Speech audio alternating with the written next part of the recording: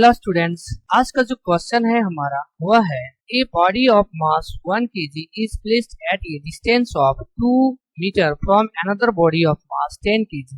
एक बॉडी है जिसका मास जो है वह 1 kg है, वह जो है वह 2 मीटर डिस्टेंस पर रखा है दूसरे बॉडी से जिसका मास जो है वह 10 kg। At what distance from the body of mass 1 kg another body of mass 5 kg must be placed so that the net gravitational force acting on the body of mass 1 kg is 0। कर रहा है कि एक तीसरा body है जिसका मास जो है वह 5 kg है, उसको मास 1 kg से कितने डिस्टेंस पर रखा जाए कि जो फोर्स होगा, नेट ग्रेविटेशनल फोर्स होगा जो 1 kg पर लगेगा वह 0 होगा। तो कितने डिस्टेंस पर रखना है उसको हमको यहाँ पर फाइंड आउट करना है। तो सॉल्यूशन में हम देखेंगे कि जो मास दिया हुआ है m1 वह है 1 kg है, मास जो m2 है वह 10 kg है। ओके, और दोनों के बीच का जो डिस्टेंस है r1 जिसको हम मान के चल रहे हैं यहाँ पर, ये जो है वह r1 है और वह r1 जो है वह 2 मीटर है। और तीसरा बॉडी जो है मास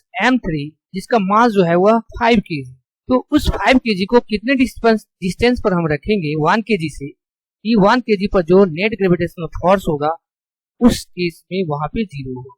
तो हम यहाँ पे देखेंगे कि जब नेट फोर्स ए बॉडी पर जो है वह 0 होगा, उस केस में जो फोर्स ऑफ अट्रैक्शन होगा बी का ऑन ए पर और ए पर सी से, मतलब यहाँ पर हम देखेंगे कि जो फोर्स होगा of attraction, force of attraction of B on A equal to हो जाएगा force of attraction of B on A. मतलब जो बी के द्वारा ए पर जो फोर्स लगेगा वह सी के द्वारा जो ए पर फोर्स लगेगा उस केस में दोनों जो है वह आपस में बराबर हो जाएगा। इसको मान लेते हैं 2 और इसको मान लेते हैं 1। तो यहाँ पर हम देखेंगे कि जो F1 है वह इक्वल टू हो जाएगा F2 के। अब यहाँ पे हमको क्या करना है, फोर्स जो F1 है उसके वैल्यू को यहाँ पे हम देखेंगे।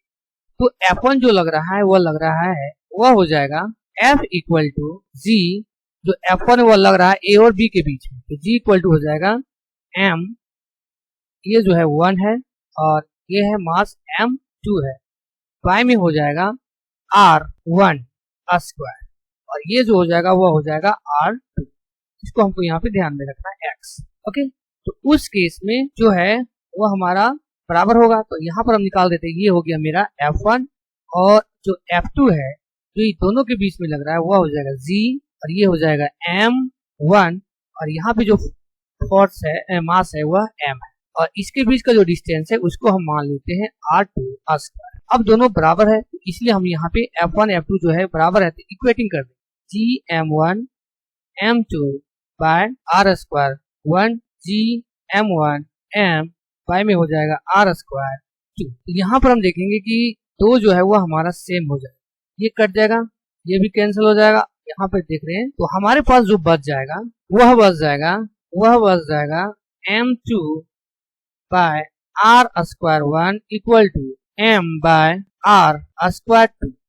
तो M2 का जो वैल्यू है वह है 10 kg और इसके बीच का डिस्टेंस है वह है 2 का स्क्वायर और M जो है वह है 5 kg और इसके बीच का जो डिस्टेंस है वह है R2 हम मान के चले हैं, या तो इसके जगह R2 के जगह हमने X माना, तो ये हो जाएगा X स्क्वायर।